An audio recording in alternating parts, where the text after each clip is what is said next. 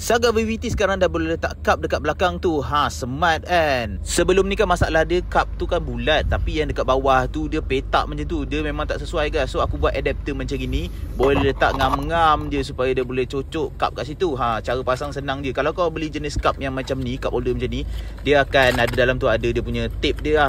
Aku akan sediakan link juga untuk cup ni, jangan risau.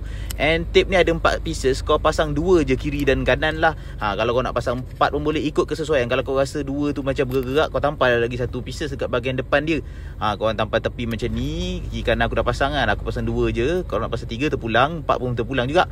And korang boleh letakkan terus je dekat cup holder yang kat situ. So korang boleh cocok. Dia ngam-ngam je masuk, dah fit.